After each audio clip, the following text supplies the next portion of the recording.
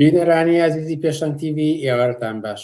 من بنار مستەفام و خۆشحاڵم بۆ چوارشەمەیەکتر دێمە وڵاتان بۆ پێشکەشکردنی پەخشی ڕاستەوخۆی بەرنامەکانی پێشەنگ تیڤ. ئازیزان، بەرنامەکانی ئەمڕۆمان 11 مارسی 2026 لە دووتەور پێکاتوە. سەرەتا سەبارەت بە 8 مارسی ئەم ساڵ و تیرۆری یەنار محەممەد قسە و باسێکمان دەبێت و لە درێژەکێشانی ئەم جەنگەی کە لە ئێران بەرقەرار بووە و هەروەها نیازی ئەحزابی کوردایەتی لە درێژەی ئەم جەنگەدا بۆ کوێچێت تەوەری دووەمی بەرنامەکانی ئەمڕۆمانە. ئێوەش دەتوانن بە پرسیار و سەرنج و تێبینیەکانتان بەشداری بکەن و ئەو پرسیارانی دەیخەنە بۆ ئاڕاستەی میوانانی بەرنامەکانی دەکەین. لەگەڵمان بن بۆ بەرنامەکانی ئەم شەومان.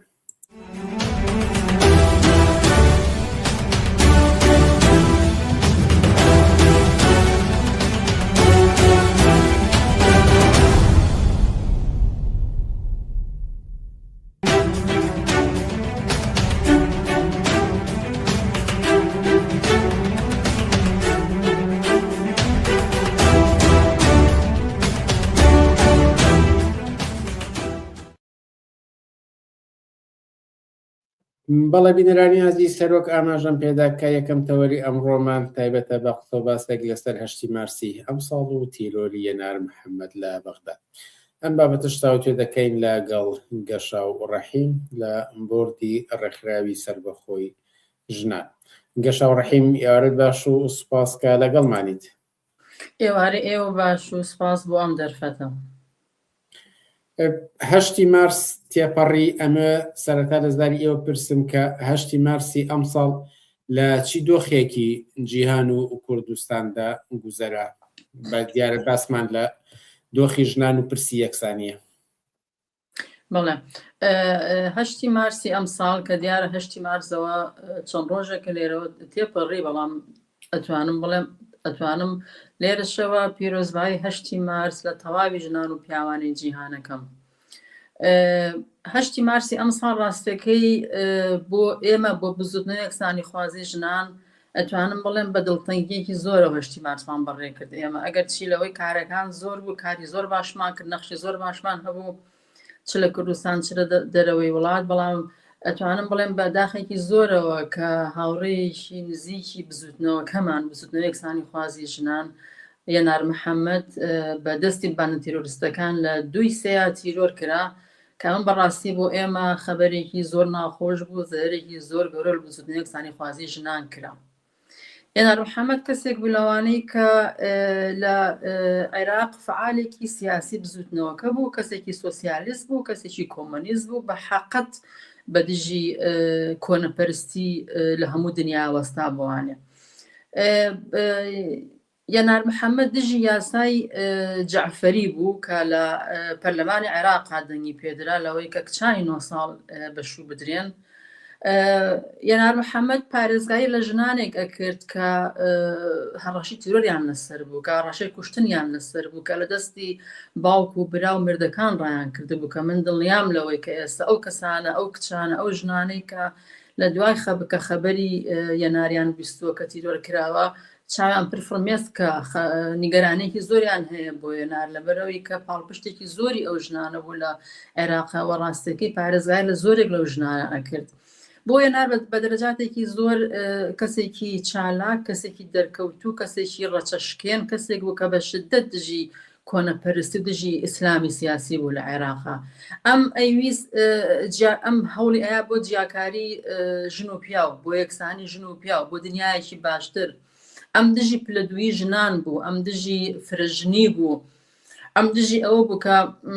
ژنان بە دەرەجەیەک ئۆکو لە پاڵ پیاوە تەماشان نە بە دەرەجە 2 حساب بکرێت. ئەم ژنە، ئەم فعالە، ئەم ئینسانە لێ هاتووە ئەم کارانی لە عێراقا ئەکرد، کە بەڕاستی توانم بڵێم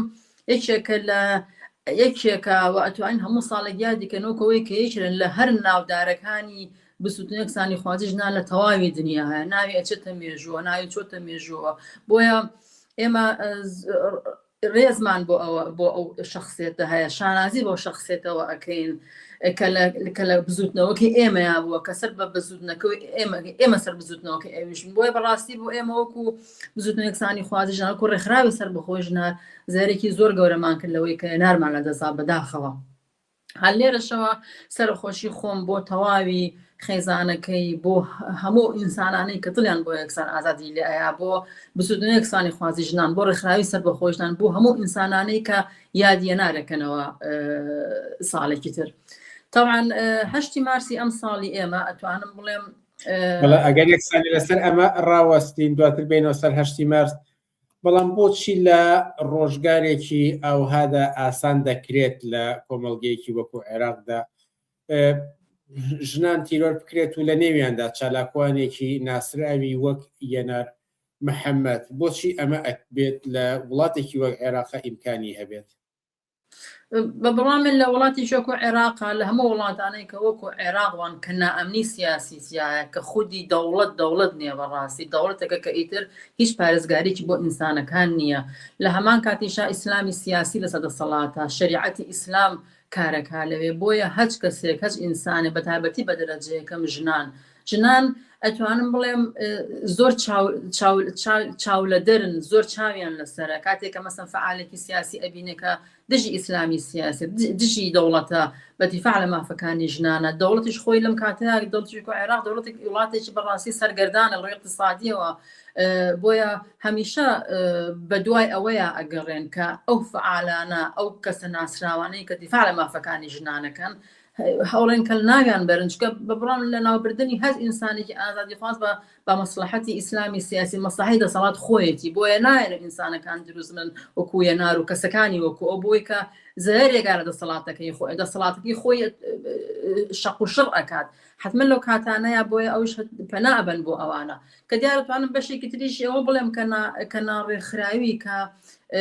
ناجێگیری باری ژنانە لەوێ یەک نەبوونی باری ژنان ڕێکخراونەبوونی ژنانە لەوێ ئەگەر ژنان بە دەرەجاتێکی بەرفراوانتر زۆرتر بە هاوپشتی بە لەگەڵ شانبەشانی پیا و بە کۆمەکی پیاوان بەهاتنایەتە مەدان و بەرحاڵ ئەمنیەتی ئەم ئینسانە بپارێزرێت چکە بەڕاستی خەسارەتی زۆر گەورەگوتم کە لە بزوتنەوەکە ئەەکەی بۆیە هەمیشە پاراستنی ئینسانەکانی وەکو ئەوانەی کە بە دەرەجاتێک کە دەرکەوتون زۆر مهمە لەم کاتانەیە بۆی کەمان لە دەستینەین بەڵام بەرحاڵ وەزعەتی سیاسی عێراق ئێستا بە جۆرێکە خۆی وەکوتن دەوڵەتێکی شەق و شڕە بۆیە هەمیشە ئەگەڕێ بە دوای ئەوانەیە کە دژی خۆیان بۆیە کە دەسەڵاتەکەی خۆی ئەوەنگەتر شەق و شڕ نەبێت و بتوانێت کە ئەو فعالانە تیرۆر بکات.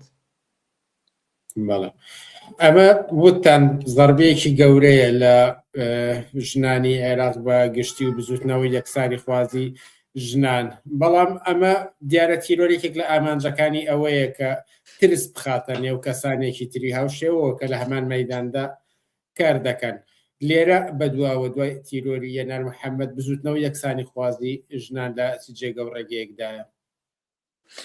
بە بڕای من بزوتنەوەی یەکسانی خوازی ژنان کە بەداخەواڵێم تیرۆری یەنار محەممەد بەڵام هەنگاوێت چۆ پێشەوە دەرکەوت زیاتر خۆی ناسان بە کۆمەڵگا ئیسلامی سیاسی فعالین و ژن بزوتنەوەکەی زیاتر ناسان ئەگەر چێومان لە دەست بەڵام ئێمە تاریخەکەیمان لە دەست نەچێن بزوتنەوەکەمان ماوە لێرەیە بۆیە ئێمە طبعا هەمیشە ئینسان کاتێک کە دەم لە ئازادی ئەکوتێکە داوای مافەکانی خۆ دەکەی کە بە دژی دەوڵەت و یاسا و قاون ئەوەسیت و هەمیشە ئەبێت کەمێک ئاگاداری خۆت بکەمێت ئەمنێتی خۆت بپارێزی چکە بەڕاستی ئەمانە تیرۆریستنی ترخۆ لە کوردستانە باند هەیە لە عێراقا باندی تیرۆریستی هەیە بۆ ئەوەی کەمان نابەرە بۆیە من حتمما تەسەورەکەم ترس هەبێ لەو بارەیەوە ئەمە زۆر تەبیعیە گەر فعالەکان ترسیان هەبێ بەڵام پێم وایە ئەم حەدەسەی کە ڕوویە بەسەر بزوتنەوەکەی ئێمەیە کووتم هەنگاوێک پێنایە پێشەوە و دوو هەنگاو دەری خز لە جاران زیاتر و ئێمە وەکو بزوتنەوەکە کارەکان بەردەوامەکەین زیاتری ئەەکەین بۆی کە بتوانین لانی کەم جێگەی یەنار بگرینەوە بتوانین کە بزوتنەوەکە بەقۆترکەین حتمما وەکوتم هەمیشە پارێزگاریکردن لە خۆ هەمیشە ئاگابوون لە خۆ بۆی کە دەستی ئەم تیرۆریستانە نەکەوین ئەمە ئەتوانم بڵێم خاڵێکی سەریشیە بۆ ئێمە کە ئەبێ بە شیدەت ئاگامەلەیە بە جدی ئەم قەزیە وەربگرین بۆی ڕاستەکەی نامانەوێ ئێمە کەسانی کەمان لێ تور بگرێت ئەم بزوتنەوەی کەسانێکی زۆر لە دەستداوە زۆرمان لێ ڕۆشتووە زۆرمان لێ تیرۆر کراوە ئومێدوارم ئاخرین کەس بێکە لەم بزوتنەوەیە تیرۆرەکرێت چکە بەڕاستی زەربەیەکی گەورەیەکە لە ئێمە درا بەڵام حتمما ئێمە وەکو بزوتنەوەکو وتم دڵنیاین لەوە کە کارەکانمان نەکەمتر بەڵکو زیاتر پتەوتر هەم ئاهەنگتر ڕێکخراوتری ئەەکەین لە دوای ئەو حادثەیەوە. کێ بە دەرەجە یەکەم بەرپرسیارە لەوەی کە جارێکی تر ڕووداوی وەها ڕوونەدات و هیچ ژنێک نەکوژرێت و بە تایبەتی هەڵسوڕاوانی بزوتنەوە یەکسانی خوازی ژنان ترسیان نەبێت و خۆیان سانسۆر نەکەن و حەشار نەدەن؟ لە هەر جێگەیەکی ئەم دنیاە ئەگەر کەسێک بکوژرێت تیرۆر بکرێت بە بڕای من دەوڵەت خۆی لەوێ مەسئولی ئەوەیە و ئەو بەرپرسە لەوەی کە بۆ چەم کەسانە تیرۆرەکرێت. بەڵام بەڕاستی لە وڵاتی چووکە عێراقا دەوڵەت خۆی ئینسانەکان بە تیرۆریزم دروست ئەکات، خۆی باندی تیرۆریستی هەیە ژنا ئێمە وەکو ڕێکخراوی سەر بەخۆی ژنان بەیاننامەشمان دەرکردو لەسەر ئیدانێ و قەزەیش ماکرۆ داواشمان کردو کە تاوانبارن بە سزای خۆیان بگەن محکەمە بکرێن. بەڵام بەڕاستی ئێمە ئێستا لە وڵاتێکە ئەژین لە وڵاتێکە ناوی عێراقە کە ناوی کوردستانە بڵێن هیچ یاسا و ڕێسایەکی تیان نییە لەوێ، یاساکان بەدەستی خۆیانە، خۆیان بە ئارزوو خۆیان یاساکانە گۆڕن. حتمما ئێمە وەکوتم ئەومان کردووە بۆ سیفەتێک کە ناوی وڵاتی چووکە عێراقە ئەگەر دەوڵەتەکەش دەوڵەتێکی ئیمپریالیستی بە دەوڵەتێکی سەرمایەداریە، بەڵام ئێمە ئەوەنە بەرسیارەزان ئەوان مەسئولن لەوەی کە نەک کەسێک بکوژرێت، مەسئولن لەوەی کە خەڵکی عێراق ئێستا بێ خانەولانەیە، بێ ئاوە، بێ کارەبایە، بێ ئیشە، ئەمانە دەوڵەت مەسئولە لەوە. لە کاتێکا کە ئەو سەرەت و سامانەی کە لە کوردستانە هەیە گەر بە عەدالەت تەوزیعێکی نەک بەشی ئەکات بەڵکو زۆر زیاتریشی هەیە لەوەی کە بەشی یەک بەیەکی ئەندامەکانی ئەو وڵاتە بکات. بۆیە مەسئولی بۆیە بەرپرسی یەکەم لەوەی کە هەچ کەسە لە وڵاتێکە ئیهانە ئەکرێت، سوکایەتی ئەکرێ، هەڕەشەی لێ ئەکرێت، تیرۆر ئەکرێت، دەوڵەت بەرپرسی یەکەمە لەوەی کە ئەو کارانە ڕوئایات. جارێکی تر هاوخەمی هەمومان لەگەڵ کەس و کار و هاوڕێیانی یەنار محەممەد و بە ئومێدی ئەوەی کە دەستی ڕەشی تیرۆر کورت بکرێ و کۆتایی پێبێت لە هەموو جیهاندا. ئێستا گەر قسەیەک لەسەر هەشتی بارسی ئەم ساڵ بکەین و پرسی یەکسانی ژنان و پیاوان لە چی ئاستێکی جیهان و کوردستاندایە؟ هەشتی مارسی ئەم ساڵک و منتم بەداخەوە بۆی وەکو بزوتنەوەکە بەداخێکی زۆرەوە چون ناوەشتی مارسەوە، بەڵام گەرموگوڕێکەمان ڕاستەکەی گەرموگوڕی و تووڕی ئەم ساڵی ئێمە زۆر لە ساڵانی کە جیاوازترە. یەکەم ئێمە ئینسانێکمان لەدەستدا، کادرێکی بزوندەوەکەمان لەدەستدا، بەڵام وەکوتم بە گەرموگوڕێکی زۆرەوە بە پێشوازێکی زۆرە لە هەشتی مارس. ئەگەر لە کوردستانە تەماشای بکەین لە کوردستان بەڕاستی دەستی هەموو هاوڕێیان و کەسانە خۆش بێت کە ئەو کارەیان کرد لەوێ کاری زۆر باشیان کرد لەوەی کە بۆ نمونە ڕێپەیوانی گەورەیان کردو ئەگەرچی هەوڵیان ناکە ڕێگەیان لێ بگیرێ، بەڵام خۆشبەختانە کە گەشتن بۆ نەتیجەیە کە ڕێپەیوانەکەیان کردووە، شانۆگەریان کردووە لەوێ. وەکو هەموو ساڵێک جائیزەی یەکسانیان ناوە بە کەسێک، بۆ نمونە ساڵی 2025 بە بەهار منزریان ئەندکا کادری یاخۆ بڵێم ئەندامی دەستەی بۆردی ڕێکخراوی سەر بەخۆی ژنانە ئەم ساڵیان بە دکتۆر ڕازا و کە ئەمیش خۆی یەکێکە لە هەڵسوڕانی بزوتنەوەکسانی خوازی ژنان و هەمە دکتۆرای هەیە لە یاسای باری کەسێتیە. ئەمانە کارێکن کە لە کوردستانە کاری زۆر باش کراوە. خۆشبەختانە لەوەی کە پیاوان یەکسانی خواز، ئازادی خواز، ژنانێکی کە سەر بە ڕێکخراوی سەر بەخۆنی کە هاتوونەتە ناو خۆپیشاندانەکانەوە، هاتوونەتە ناو ئەوەی کە بەشداری بکەن لە هەموو مناسبەکانی هەشتی مارسە و شیعاری ژن ژیان ئازادی، شیعاری بەدژی تیرۆر کە ئەم ساڵ شیعارەکان بەدژی تیرۆر بەڕاستی زۆر بەربڵاو کرا لەبەرەوەی کە تیرۆرێکی بێشمار ئێستا هەیە لە کوردستانە کە ژمارەکەی زۆر بەرەو سەر چووە. لە ماوەی یەک ساڵی ڕابردووە 53 ژن لە کوردستان تیرۆر کراون کە گومانم لەوەیان نییە بەغەیری 53 چەندەهای تریش هەر تیرۆرکران و شاردویانەتەوە و نەیانشتە بەرچاوی میدیاکان بکەون. بۆیە تیرۆری ژنان بۆ ئێمە وەکو بزوتنەوەکە ئەم ساڵ بوو بە شیعاری سەرەکی لە هەشتی مارسا. ئەوە بێزگەلەوەی کە هەمیشە ئێمە شیعاری یەکسانی هەمەلایەنی ژن و پیا و دژی فرەژنی ئەوەی کە ئێستا لە خاوەنی عێراقیە هەیە کە پیاوێک بۆ هەیە دوو ژن بێنم ئەمە دژی ئەوانە وەستاوینەتەوە. و لە ئەوروپا لە زۆرێک لە وڵاتەکان لە وڵاتی سوید، ئەڵمانیا، نەرویج، کەنەدا، ئوسترالیا، بەریتانیا، سویسرا، ئەم وڵاتانە دانیمارک فعالەتی زۆر باشبوونی 8 مارسەوە کرا، ڕێپێوانی چاک کراوە. یەکێ لە شیعارەکانیشمانە یەکێ لەوەی کە بە لافیتێکی زۆر گەورە ڕسمی یەنار محەممەد مار هەڵواسی کە بە دژی تیرۆر وەستاوینەتەوە کە مەسا ئەم ساڵێکێک لە بزوتنەوەکەمان تیرۆکرا بۆ ئێمە تەکید لەوە کەینەکەەوە وەکو بزوتنەوە ڕێکخراوی سەر بەخۆی ژنان بە دژی تیرۆر ئەوەستینەوە بەوەی کەوەکوتن بەڕاستی ئێستا لە تیرۆر بە بەهانەی شەرەف، بە بەهانەی ناموس، بە بەهانەی ئەوەی کە ژن شەرەفی خێزانەکەیەتی، ژن شەرەفی تا ڕادەیەک کللتوری وڵاتەکەیەتی، ئەمانە جۆرەکن کە لەسەر لە کوردستانە بە دەرەجاتێکی زۆر بڕاوە هەیەوە کوتم ژمارەکەی هەتا بێ ئەچێتە سەرەوە. ئەمانە و دیارە زۆر شتی تر ئێمە کە هەمیشە تەکیدمان لێ کردوێتەوە جیاکاری ژن و پیاکە بە شدت دژی ئەوەی کە لەم ساڵ لە 8 مارسە ئێمە هەر زۆر تەکیدمان لەسەرەوە کردەوە. فیلمی گۆڕستانی بێناونیشانمان پیشانناوە لە هەندێک لە وڵاتەکان لەوەی کە گۆڕستانی بێناونیشان لە کوردستانە هەیە ئێستا. ئەمە جۆرێکە لەوەی کە لە وڵاتێکی و کوردستانە لە منتیقی کوردستانە سەرقەبرانێکی ناوی ژنانی بێناونیشانە هەموو ئەو ژنانێکە بەهانەی شەرەف تیرۆرکراون بە بەهای ناموس تیرۆرکراون. ئەمانم کارانن کە ئەم ساڵێ مە کردمان لێرەوە هەمیشە بەردەوامی لەسەروی کە بتوانین کاری باشتر و باشتریش بکەین. 8 مارس ڕۆژێک بوو تێپەڕی وەک سومبوڵی خەبەر لە پێناو یەکسانی هەمەلانی ژنان و پیاوان. بەڵام لێرە بەدواوە چی ڕێگەیەکی تر هەیە بەجیا لە بەرزڕاگررتنی 8 مارس بۆ ئەوەی کە هەنگاوی تر بزوتنەوە یەکسانی خوازی ژنان بچێتە پێشەوە لە ئاراستی بەدەستهێنانی ئامانجەکانی وەکو دو پرسیار. 8 مارس ڕۆژی ناڕەزایەتیە، ناڕەزایەتی بەڕوو نظامی سەرمایه‌داری و بەدەستهێنانی مافەکانی ژنان. ئەمە ئەتوانم بڵێم تەنها لە ساڵێکە یەک جارە ئەم جەژن ئەمە هەنگا ئەم بۆنەیە دەکرێتەوە. بەڵام بۆ ئێمە وەکو بزوتنەوە یەکسانی خواز ژنان ئەتوانم هەمیشە 8 مارسە بۆ ئێمە هەمیشە و کارانە ئەکەین، هەمیشە چیمان کردو کاتی پێشوو بە دڵنیاییەوە ئەیکەین، لە سیمینارا دەکەین، قسە و باس دەکەین، ڕابطە لەگەڵ ڕێکخراوەکانی تری ژنانە ئەکە بەتابەتی لە کوردستانە ئێستاوە زۆر باشە لەگەڵ لە ڕێکخراوە جەماوەریەکانە کۆمەڵە ڕێکخراوی ژنان هەیە کە لەگەڵ پێکەوە کارەکەن و بۆی بتوانین کە تەسیراتی زیاتر لەسەر دەسەڵاتدا بنێن و بتوان لانی کەی مافەکانی ژنان بەدەست بێت. لە ئەوروپا بە هەمان شێوە هەندێک ڕێکخراوان هەیە لە وڵاتەکانە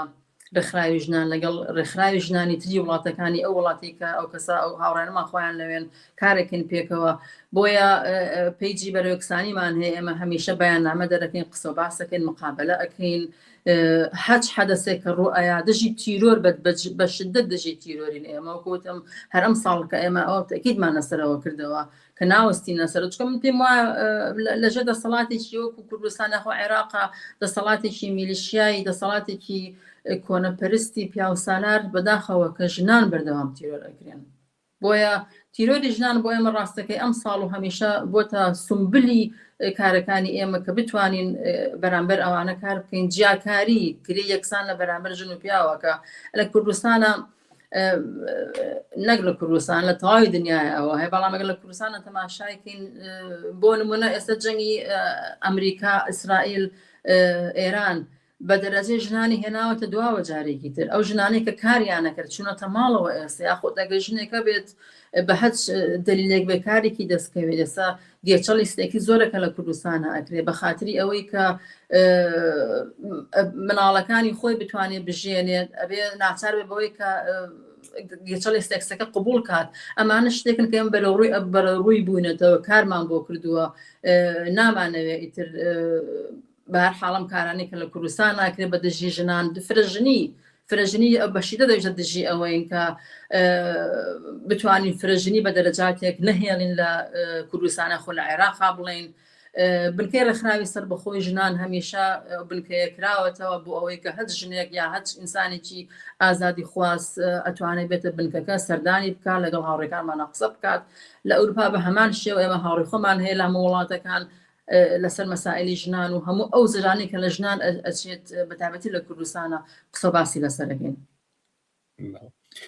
گەشاو ڕەحیم ئەندامی بۆرتیرەخراوی سەر بەخۆی ژنان زۆر سپاس لە بەرنامەکانی ئەم شەی پێشەنگ تیڤیدا ئامادە بوون. زۆر سپاس بۆ ئێوە ماندوو نەبوو.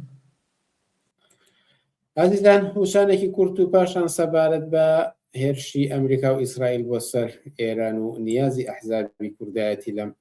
نێوەدا بەشی دووەمی بەرنامەکانی ئەم شۆمانە و لەگەڵمان منەوە.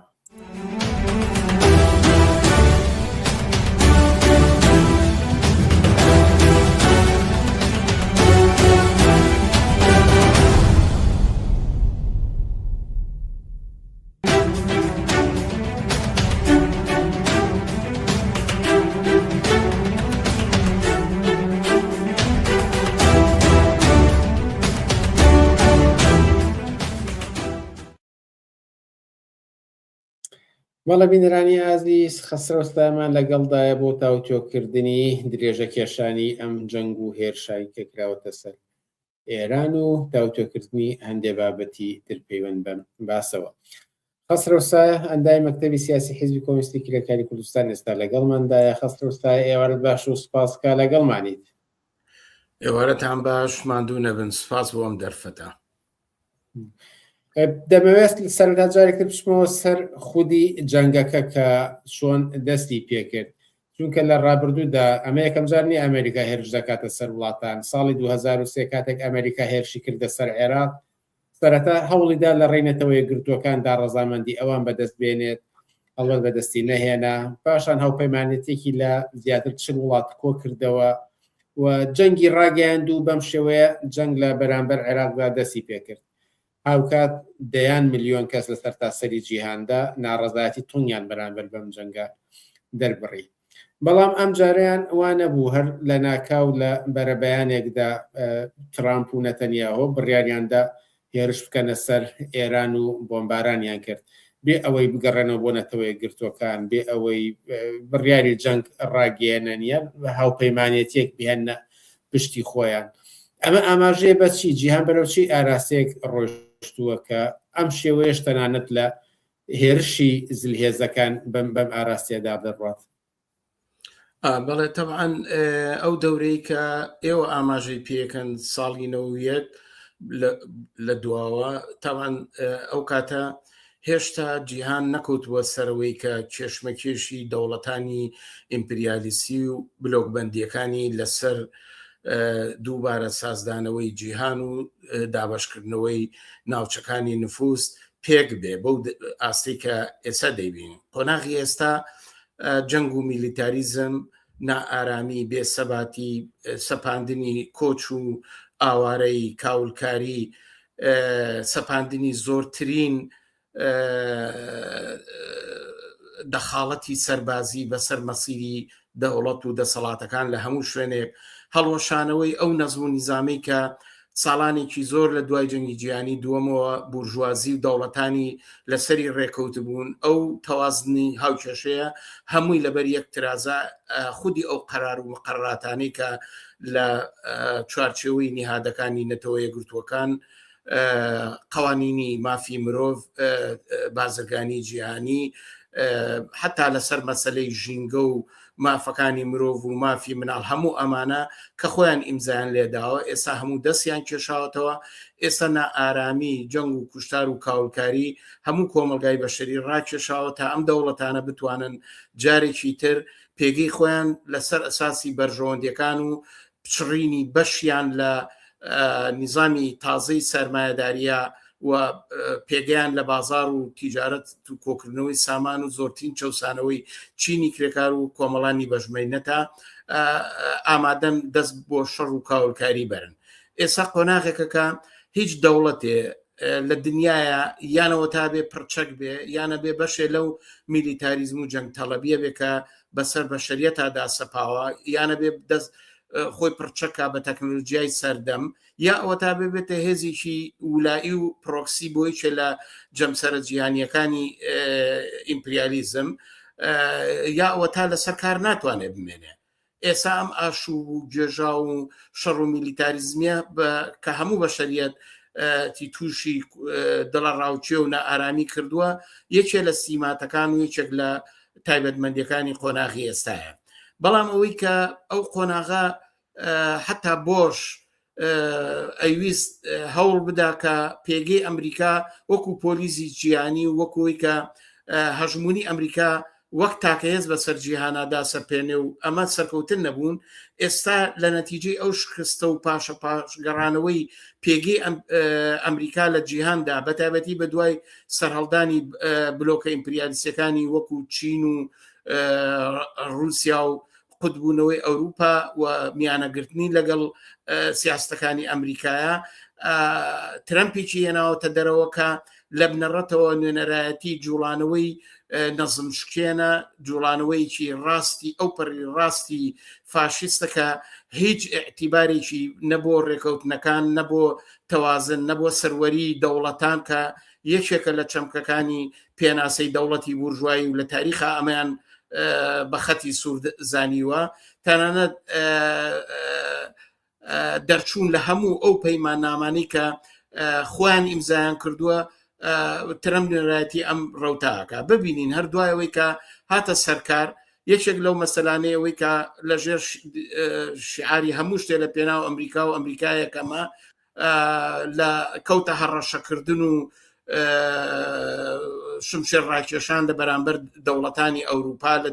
دەوڵەتانی ئەمریکای لاتین، دەوڵەتانی ڕۆژهەڵاتی ناوەڕاست، ئەوەی کە جەنگ و جبەخانەیەکی زۆری بۆ ڕۆژهەڵاتی ناوەڕاست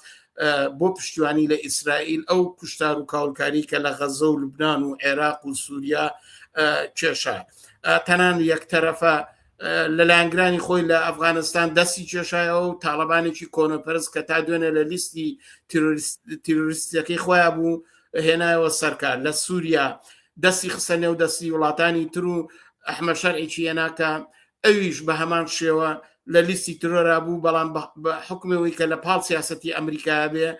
داینا. هەڕەشەکردن لە مالیکی ئەوە تا قەیرانێکی لە حکوومەتی لێ دروستکە، خودی ڕووداوەکەی ڤەنزوێلا و دەخاڵەتکردن و بەبێ ڕەچاوکردنی هیچ پرەنسیپ و ڕێکەوتن و قوانینێکی نێونەتەوەی بە نیوە شەو هێزی ڕاپێش کرد بۆ سەر ئەو وڵاتە و مادۆرای لە کارخست. بە کورتی ئەمێ بڵێم کە ئەم جوڵانەوە نەزم شکێن و هەڵوەشانەوەی ئەو مناسەبات و قوانین و مقەرراتانەی کە ئەمریکا حتا لەسەر مەسلەی دانانی باج دەرچوون لە ڕێکخراوی بازرگانی جیهانی، لە ڕێکخراوی تەندروستی جیهانی، لە کەیسی ژینگەی عالەم، هەموو ئەمانە نیشانەدا کە ئەمریکا ترامپ بەڕابەری ترامپ و ئەم جوڵانەوە فاشیستیە ئامادەیە بە قازانجی هەڵسانەوەی پێگەی ئەمریکا و پچڕاندنی سەهمی خۆی لە دووبارە سازدانەوەی جیهان و دابەشکردنی ناوچەکانی نفوذ زۆرترین شەڕ و کوشتار و ماڵوێرانی بەسەر کۆمەلگای بەشەریە بسەپێنێ و جیهان لە نێو گێژا و ئاژاو و بێ ئاسۆییەک و تاریکستانێکە ڕاپێشکا و ڕایگرێ بە خاترەوەی کە بە بەرژەوەندەکانی خۆی بگە. من پێم وایە ئەمە ئەسڵی ئەوەیە کە ترامپ هەر لێرە شۆیە ترامپ هیچ احتیبارێ نەبوو نەتەوە یەکگرتووەکان، نەبوو مەجلیسی ئەمن، نەبوو حتا سەروەری دەوڵەتان، نەبوو قوانین، نەبوو هیچ شتێک ناکە. ئەوەی کە گرنگە ئەو ڕاکێشانی جەنگ و میلیتاریستیە بۆ هەڕەشەکردنە لەسەر هەوڵاتەیە کە لە چوارچێوەی بەرژەوەندیەکانی ئەمریکا و سیاسەتی دەرەوەی ئەمریکادا ناجوڵێتەوە. نمونونەکانیمان ژمار پێم وایە ئەوە قۆناغە ترسناکەیە کە ئەمە ژواکان ناچار دەوڵەتانێکی تا خوارەوە بیر لەوە بکەنەوە کە دەست بەرن بۆ خۆپڕچەکردن لە بەدەستێنانی نەوەوی لە تەکنەلۆژیای تازە لەم درۆن و ڕووکێت بارانکردنی کە ئێستا لە شەڕی ئێرانە بەبەر چاومانەوەی کە چۆن ناوچەکە و جیانی خسۆتە بەردەم تنگانەیەکی گەورەوە. لەسەر خودی ئامانجی جەنگەکە ژەمە بەردەوام بین و بدوێن، چونکە ئەمەدا 11 ڕۆژ بەسەر جەنگدا ڕۆیشتووە و هێشتا لەسەر ئامانجی خودی ئەمریکا و ئیسرائیل کە دەستپێشخەری ئەم جەنگ و لێدانیان کردووەکو ناڕۆشن تەماشا دەکرێت. باز دەکرێت کە دەیانەوێت جمهوری ئیسلامی بڕوخێنن و هەندێک لێکدانەوەژێڵە کە نایەوێت، چونکە بەدیلێکی نییە لە بەرامبەریدا داینێت. و هەروەها لەسەر قسەکانی خودی ترامپیش ناتوانانی زۆر شتێک وەرگری بەدەستەوە، چونکە قسەی دژبەیەک لە هەمان ڕۆژدا زۆری هەیە. لە ئێوە پرسم ئامانجی ئەمریکا و ئیسرائیل لەم جەنگەدا چییە؟ بە بڕای من ئامانجی ئەمریکا بەر لە هەر شتێک نا لە ناوبردننی چەکی ئەتۆمیە نا ڕۆکێتە بالیستیەکانی ئێرانە نا حتا لێدان لە هێزە پرۆکسیەکان و ویلایەکانی ئێران ئەمانە سانەوین ئەمانە لێکەوتەی ئامانجێکی فراوانترن کە ئەمریکا پەیگیریەکە. ئەمریکا هەر لە هۆڵەوە ترامپ وتی ئێمە بە دوای ئاشتێکی پایدار لە ڕێگای شەڕەوەین ئاشتێکی بەردەوام ماناو مەبەستی ئەم شەیە ئەوەیە کە ئەزانێ دوای ئەوەی کە هێزەکانی ئەمریکا لە سووریا هی ئێران دەرکێشرا و ئەسەد لە ئەنگری ئێران بوو ڕووخا دوای ئەوەی کە حیزبوڵڵا زەربەی گەورەی خوارد لە لوبنان پاشەوەی کە ئەو ڕێگاچارەی کە بۆ غەزەی دانا حەماسی بردە دواوە پاشەوەی کە هەڕەشەیەکی گەورەی لە عێراق کردووە تا ئێستا لە ژێرچنی هەڕەشەکانی دانانی سەرۆکوەزیرانە ناتوانێت حکوومەت پێک بێنێ یعنی تا ئەوەی کە بردومانی حوسیەکانی کرد بۆی دەرکەوت کە ئەو ئاشتێ پایداری کە ئێوێ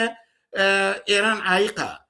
بۆیە مەسەلەکەی ئەوە بوو بۆ پێکێنانی ئەو ئاشتیە کە مەبەستی لێ ئەوە بوو کە ڕۆژهەڵاتێکی ناوەڕاست بە سیستەمیکی ئەمنی و اقتصادی کە ئیسرائیل تایە مرکز بێ و بتوانێت هەموو وڵاتانی عەرەبی بکاتە بەشێک لەو نظامە و ڕێبکاتەوە کە لە ژێر هەیمەنە و نفوزی ئەمریکایە ڕۆژهەڵاتی ناوەڕاست ببێتە ناوچەیەک بەدەست ئەمریکا و هەم ئەمنیەتی و هەم اقتصادی هەم سیاسەتی و دەخاڵەتی رووسیا و چین و حتا ئەوروپا بکاتە ملحەقی ئەم کارەی خۆی ئەم ئامانجەی خۆی ئەیبینی ئێران بۆ کارانی کە تا ئێستا لە ناوچەکانی وەکو ئاماژەم پێکرد بەدەستیەناوە کافی نییە ئێران هێشتا عایقە لە بەردەم ئەوەیە بۆیە بە بڕای من ئەمریکا ئەیویست و ئەشێوەیە کە ئێران بڕوخێ بەڵام ویست تا ئەوەی کە توانای ئەوەی هەیە بیگۆڕێ و لە ناوی بەرێ دووشتی جیاوازن من پێم وایە ئەمریکا کەوتە هەڵەیەکی گەورەوە ئەیش حسابی لەسەرەوە کردبوو کە لە ڕێگای تۆپبارانێکی یا با بڵێن بردومانێکی سەریع و خێراوە وەکو چۆنەڵێ حملەیەکی پێشگیرانە بۆ سەر ئێران هەوڵەدا خامانایی بکوژێ و سەرانی وەزیری دیفاع و ئەوانە بکوژێ یەکسەر چەکی تەسلیم هەڵبگرێ وەکو ئەو سیناروی کە لە عێراقا کردی کە لە ساڵی نەوەیەکە دوای ئەوەی کە یەکسەر سەدام تەسلیم بوو دوای ئەوەی کە هەموو هێزی ئاسمانی و چەکی عێراقی لە ناوبەر سەدام تەسلیم بووە ناچار ڕێکەوتنیا کرد تا 2023 جار ئەنجا لە ناوی برد مەبەست وێ بڵێن بەڵام ئێران عێراق نییە ئێران هێزێکی ناوچەییە پرچەکە نفوزی لە نێو خۆی کۆمەلگای ئێران و لە ناوچەکەدا هەیە و سادە نەبوو ئەو حساباتی کە ئەمریکا کردی و خۆی دەرنەچوو و خامەنایی کوشت و زیاتر لە 40 بۆ 50 نەفەری کوشت لێ کاتە بەڵام ئێران زۆر بە ئاسانی توانی خۆی بگرێ و نەکار خۆی بگرێ بەڵکو مەودای شەڕەکەش لە ئێران و ئەمریکا و ئیسرائیلەوە بگوێزێتەوە بۆ شەڕێکی ناوچەیی من پێم وایە ئەمە وای کردووە کە هەر ڕۆژەی قسەیە بکە ڕۆژێک بڵێ ئەوە هەدەفمانەوەیە کە خامەنایی لابەرین و کەسێک دانین هەدەفمانەوەیە کە کوردەکان ڕاکێشین بۆم شەڕە لە هەموو ئەم تاکتیکانە ئیسفادەی کرد لە بردومانکردن لە پەلاماردانی هورمز بەڵام بەڕاستی لە هیچیانە سەرکەوتوو نەبووە و من پێم وایە هەتا ئەم شەڕە درێژە بکێشێ هاوکێشەی هێز بە قازانجی ئێرانە گوزەرێ و ئێران زیاترە توانێ پاشەخشەیەک بەسەر ئەمریکا و ئیسرائیلە داسە پێنشکێسا ئەو ناڕۆشنیە ئەوەیە کە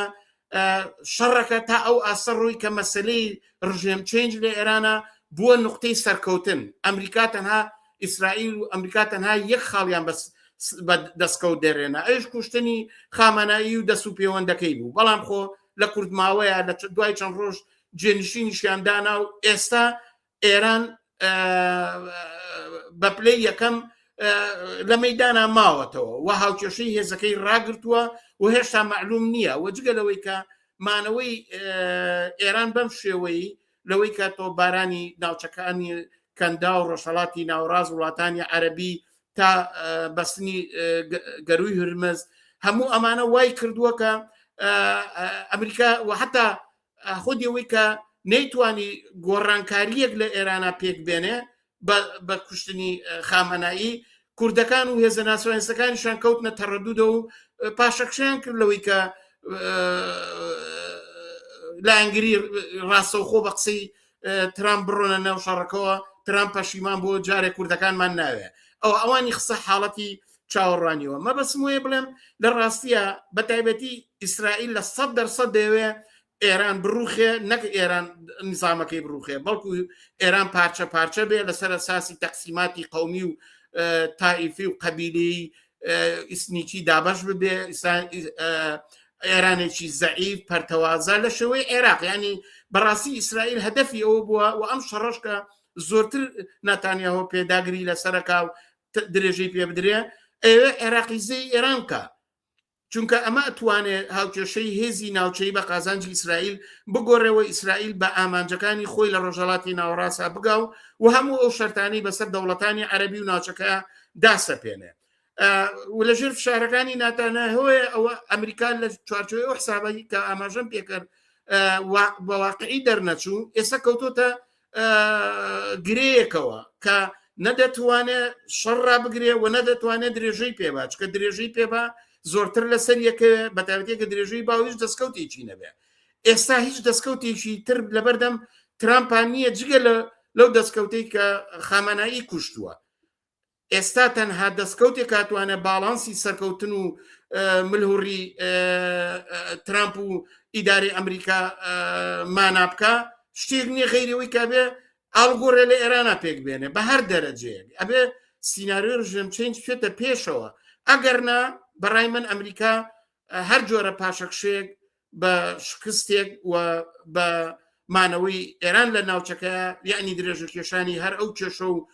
گیرروگفتانە کە لە بەردەم سیاستەکانی ئەمریکایە کە خودی حکوومەتی کۆماری ئیسلامیە ئەمێنێتەوە و ئەو نەخشەی کە هەیەی لە ڕۆژهەڵاتی ناوەڕاست بە بربەستێکی گەورەوە ئەمێنێ و مەعلومی ئایندەکەی بەو کوێڕوە. بڕێک زیاتر لەسەر دۆخی جمهوری ئیسلامی قسە بکەین کە وەک خۆشت ئاماژەت پێدا خامنەی کوژرا بەشێکی زۆر لە وەزیر و بەرپرسی دەستگا ئەمنی و سەربازیەکان لەم بردومان و حملەیەدا کوژران، بەڵام سەرنجام ئەوە ڕابەری نوێ خامنەی کۆر هەڵبژێرا و هەروەها تەنانەت هەڕەشە لە خۆپشاندەران دەکات کە خیانەتکارن ئەگەر بێت و بە ئیعازی دەوڵەتان خۆپشاندان بکەن و ئەوە وەکو خیانەتکار تەماشاکرێت نەک وەکو خۆپشاندەر، و هەروەها باز لەو دەکات کە کۆتایی جەنگ لە دەستی جمهوری ئیسلامیدایە نەک ئەمریکا. ئەم دەربڕینە چی ئەگەیەنێت؟ بە بڕای من ئێستا موقعی جمهوری ئیسلامی ئێران تەنها سوپای پاسدارانە. ئەو تەسریحاتانەی پزیشکیان یا سەرۆکی پەرلەمان یا هەر دەستگایەکی تری سیاسی کە جگە لەوانەی کە سوپای پاسدارانیدا هیچی هەمووی بۆ مەسەن خودی عێراقچی کە وەزیری خارجیەکان قساکە هەمووی بۆ پاسا و ڕاگرتن و یعنی یاریەکی دیبلۆماسی و تەبلیغاتیە، چونکە ئێمە دەزانین هەموو جەنگێک لەگەڵ خۆیان شەڕێکی ڕاگەاندنی ژێنەیە و قسەی جۆراوجۆری لێکەوە، بەڵام ئەوەی کە بڕیار بەدەستە هیچ یەک لەم لایەنە سیاسی و ئیداریانەی کە پێڵێن کۆماری ئێران نییە، ئەوە کە بڕیاردەرە بۆ درێژکردنەوەی ئەم شەڕە و بۆ تەسلیم بوون بەڕاستی سوپای پاسدارانە. یعنی تۆ سیرکەن وەختێ کۆماری ئیسلامی ئێران ڕوبەڕووی گلەیەکانی دەوڵەتانی کەنداو بووە، وەختێکە لەلایەن زۆرێک لە دەوڵەتانەوەتیان کە بابە تۆپ مەهاوێژە بۆ ئەم وڵاتانە، ئەو هاو بەنەو ئەویستی داوای لێبردننی کرد، بەڵام هەر دوای قسەکانی یەکسەر سوپای پازاران دەستی کرد بە هاوشتنی ڕزمەیەکی تر لە ساروغ و ناردنی درۆن بۆ سەر ئەم ناوچاوانە. یعنی ئێستا ئەوە سوپای پاسدارانە کە جڵەوی شەڕەکەی بەدەستگرتووە، بەڕاستی یان ئەوە تا بێ سوپای پاسداران لە بنەوە هەڵتەکێنرێ تا شەڕ ڕابوەسێ، یان ئەوە تا دەبێ سوپای پاسدارانە بە مەرجەکانی ئەمریکا ڕازی بێ و ئەم شەڕە ڕاوەسێ. بۆ معنایە قسەی ئەو قسەی کە لە پرسیارەکەتانە واقعەتی هەیە، چونکە ئێستا موقعی جمهوری ئیسلامی ئێران ئێستا شەڕەکەی ناوچەی کردەوە لە بینی شەڕی ئیسرائیل و ئەمریکا لەگەڵ ئێرانە بۆتە شەڕێکی ناوچەی وڵاتانی عەرەبی. ئێستا پشیوەیەکی گەورەی حتا بەسەر وڵاتانی کەندا و داسەپاندووە تەنانەت ناکۆچەکانی ناوخۆی مەجلیسی تەعاونی خەلیج تەقاندۆتەوە و گەورەی کردوێتەوە لە ناوخۆی ئەمریکایە ناکۆچەکانی نێوان دیموکراتەکان و جمهوریەکان قۆڵ بۆتەوە تەنانەت حتا پەیوەندیەکانی نێوان ئەمریکا و ئیسرائیل لەلایەک لەگەڵ دەوڵەتانی ئەوروپایە تووشی گێژە بوون تووشی سەرگێژە و لێکترازان بوون هەر ئەم ڕۆکۆبوونەوەی لە قوبرس لەسەر مشکلات و حملەکانی ئێران بۆ سەر قوبرس و با بڵێم یۆنان بۆ سەر ئەو شوێنانە ڕوویە هەموو تەئیدیان کرد و داوای دەست بەجێ ڕاگرتنی شەڕیان کردووە مەسەلەی هۆرمز ئەمە جمهوری ئیسلامی بەهۆی کۆنتڕۆلکردنی ئەو ناوچەیە و حتا مەسەلەی زیابوونی نرخی گاز و بنزین و هەڵسانی نرخی دراو لە جیهان و ئەو ئاڵوگۆڕانەی کە بەسەر بودجەی ئەم وڵاتانەیە هاتووە دنیای تووشی بەنەوەیەک لە دنیای تەوازنەکەی هێناوە دنیای تووشی کێشەیەکی گەورەی اقتصادی و سیاسی و نائەمنی کردوێتەوە کە معلوم نییە ئایندەی ئەم شەڕە ئەگەر لە شوێنێکە ئامانجەکانی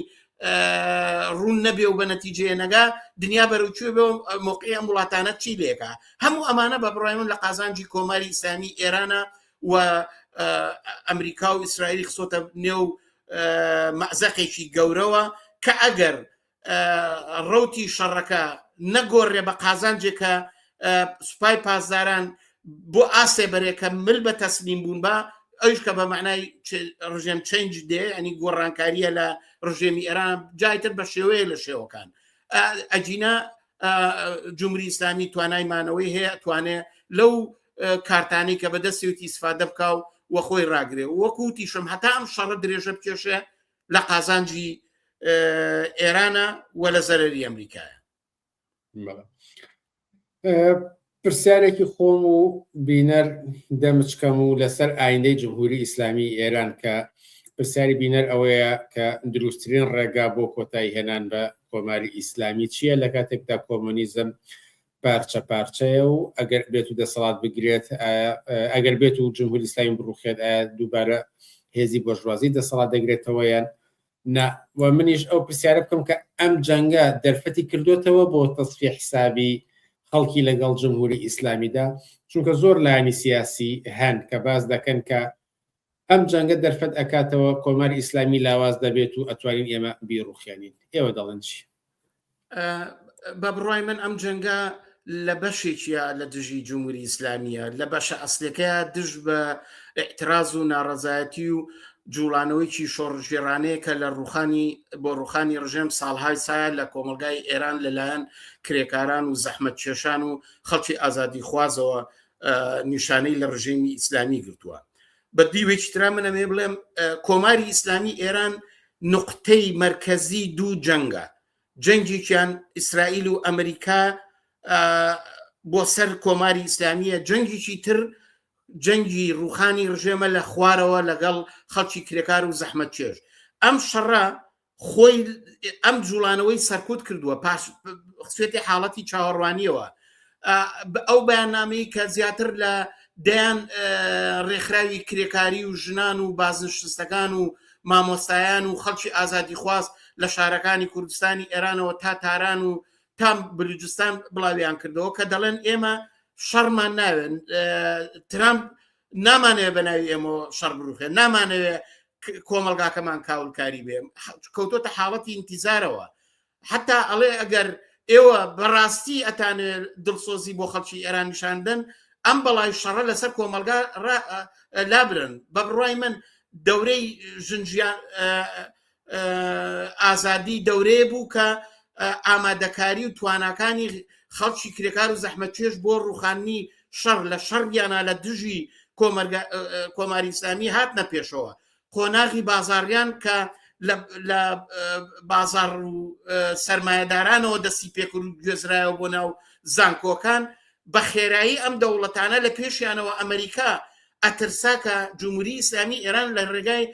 جوڵانەوەیکی شۆڕژێرانەوە سەرنگون بکرێ و لە ناو ببرێ و هەموو ناوچەکە ڕوبەڕووی تەحولات و ئاڵوگۆڕێکی شۆڕژێرانە بکاتەوە کە دەوڵەتانی بورژوازی و سەرمایەداری بخاتە ژێر هەڕەشێکی گەورەوە وەکو ئەو سەردەمەی کە لە ساڵی 79 لە شای ڕوخان یا ئەو سەردەمەی کە لە بەهاری عەرەبیە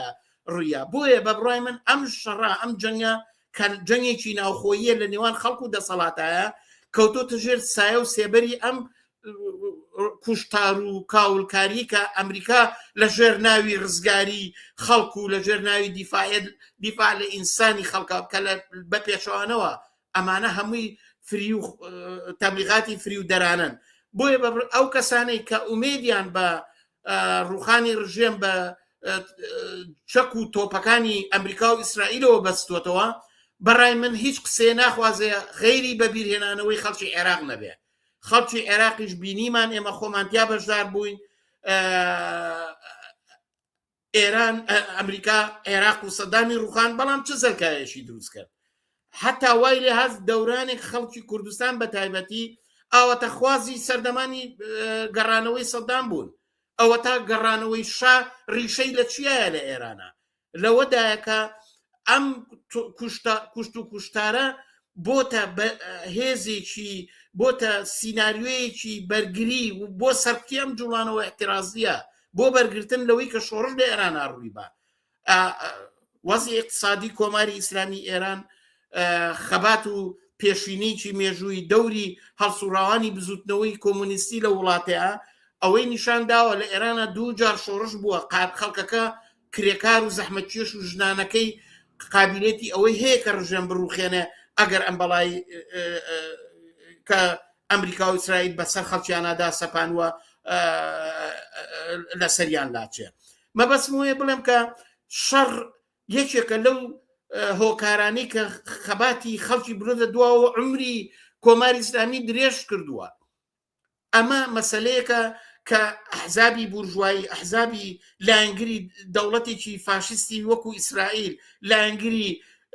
فاشستی و ترەمپ کە قازانجیان لە کاولکردنی خەڵکی ئێران و تێکدانی شیرازەی کۆمەلگای ئێرانە هەیە و لەو ڕێگایەوە ئەیانێ بەدەسەڵاتی سیاسی بگەن ئەم پروپاگەندەیەکەن ئەجینا بە پێچەوانەوە شەڕی ئەمریکا و ئیسرائیل لە ئێران لە گۆشەیەکیا دژی کۆماری ئیسلامی ئێرانە بەڵکو ڕاستەوخۆ لە دژی ئەو خەباتە شۆڕژگێڕانەیە کە لە هەموو سات و لە هەموو دقیقا کە دەرفەتی بۆ هەڵکەوت بێ یەخی جمهوری ئیسلامی گرتووە و هەر وێسەش دەتوانێت و هەر ئەو خەباتە شۆڕژگێڕانە دەتوانێت ئایندەیەکی تر ئەو ڕژێمە بڕوخێنێ و نەگەر بیرروخێنە بەڵکو ئایندەیەکی ئینسانی تر و خۆشگوزەرانتر بۆ خەڵکی ئێران دەسەبەر بکات. بابەتێکی گەرمی ئەم هەفتەیە لە پێن بەم جەنگەیە قسەیە لەسەر چەکدارکردنی حیزبە کوردیەکان و بەشداریکردنیان لە جەنگ بۆ ئەوەی کە بچن کوردستان ڕزگار بکەن ئەمە هەر لە ئەمریکا وترەوە لە دەستگا ڕاگەیاندنە کوردیەکانیشەوە قسە و باسی لەسەر کراوە تەنانەت یەکێک لە بەرپرسی حیزبەکان دەڵێت چاوەڕێی ئیعازین بۆمان بێت ئێمە ئامادەین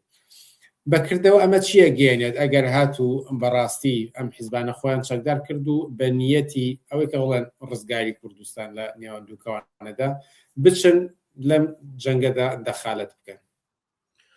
بە بڕای من ئەوەی کە ئەحزابە ناسیۆنالیستە کوردەکان بە تایبەتی ئەو چەند حیزبێک کە لە بەرەی دیالۆکا کۆبوونەتەوە ڕێک چاویان لە سیناریۆی ناسیۆنالیزمی کورد و حیزبەکانێتی لە کوردستانی عێراقە لە ساڵی 91 کەوتنە هاوپەیمانی و بەرژەوەندیەکان و سیاسەتی خۆیان بە گولە تۆپەکانی ئەمریکاوە بەستەوە و لەو ڕێگایەوە بەبێ حسابکردنە هیچ پرەنسیپێکی ئینسانی بەبێ حسابکردنی ئەوەی کە عێراق بێتە مەیدانی جڕ و جانەوەری تیرۆریستی ئیسلامی و قەومی و کۆنەپەرستی بەبێ ئەوەی کە ژیان و ئەمنیەتی ئارامی خەڵک چەندێ بە پشێوی و گێژا و سەرڕۆیە تێپەڕێ تەنها بۆ ئەوەی کە ئەوان بگەن بەدەسەڵات ئەمە هەمان ئاسۆ ئوفۆقە کە ئەحزابی ناسیۆنالیستی هەیەی ناسیۆنالیزمی کورد هیچ کاتێک نە خوازیاری ڕوخانی ڕژێم لە ڕێگای جوڵانەوەیکی شۆڕژێڕانەوە بەرنامەی بووە نە هیچ کاتێ مەسیری خەڵکی کوردستانی لەگەڵ خەڵکی کرێکار و زەحمەتکێشی ئەو وڵاتانەی کە کوردستانی بەسەرا دابەش بووە سیاسەتی خۆی پەیڕەوەکە بەڵکو هەمیشە لە چوارچێوەی درز و کەلێنی دەوڵەتانی ناوچەکە لەوەی چیە چ هێزێک سەرڕای بەرنامەی سیاسەتی هەچێک بێ گرنگ نییە لە داهاتوە ئەوان چ پێگەیشیانە بێ ئەمە بۆیان مەسەلە بووە و لەوەش زیاتر دەوڵەتانێکی وەکو فەڕەنسا وەکو ئەمریکا وەکو بەریتانیا کە ئەمانە کارنامەیەکی ئینسانکوژی و ئیمپریالیستی و شەرخوازانیان بەسەر کۆمەلگای جیهان لە وڵاتانی جۆرا و جۆر هەیە ئەوان ئەمانیان بە دۆستی کورد داناوە ئێستا ئەوەی کە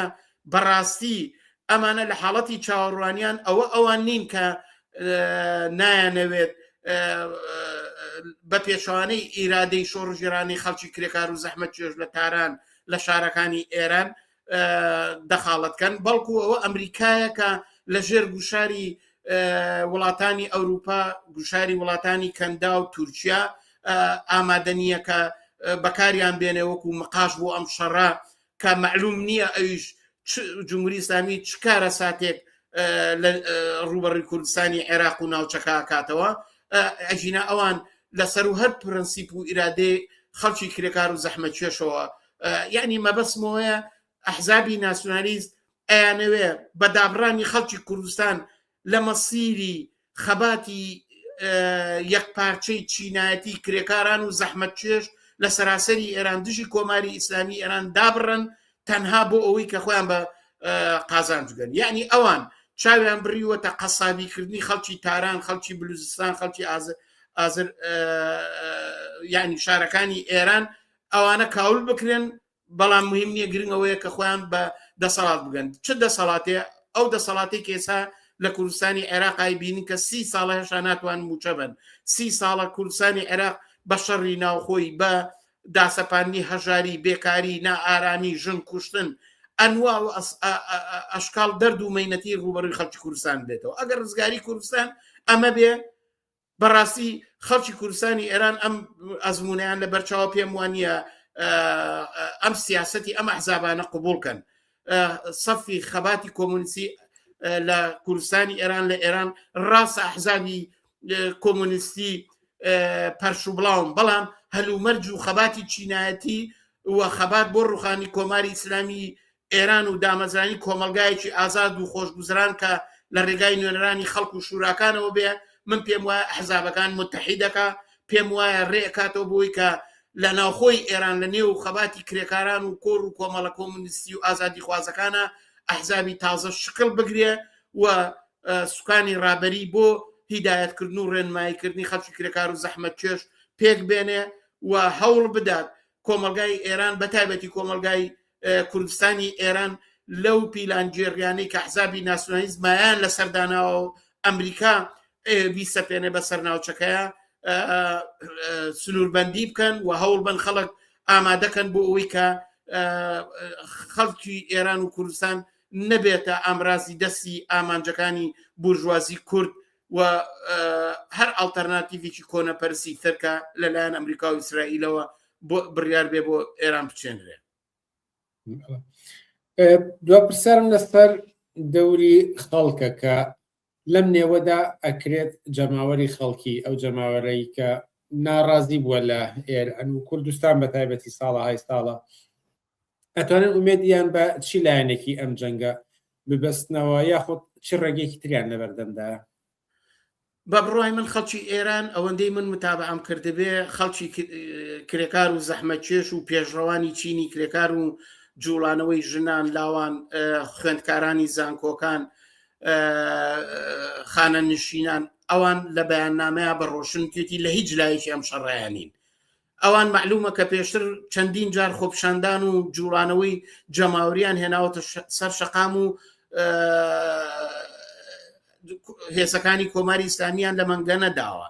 بە ڕۆشنی و لە بەیاننامەکانی شاندانە ڕانگەیانتووە کە ئەوان خوازیاری شەڕنین و نایەنەوێ ئەمریکا و ئیسرائیل بە ناوی بەرژەوەندیەکانی ئەوانەوە ئەم شەڕەدا سەپێنێ ئەوان نەزان کە خودی شەڕ وەکوتم عمری کۆماری ئیسلامی درێژە کاتەوە و ئاسەنگێ لە بەردەم پێشڕەویەکانی خەباتی جەماوەری بۆ ڕوخانی ڕژێم پێگەێنێ ئەوەی کە ئێستا ئەوان چی بکەن بە بڕای من ئەوەیە کە دەبێ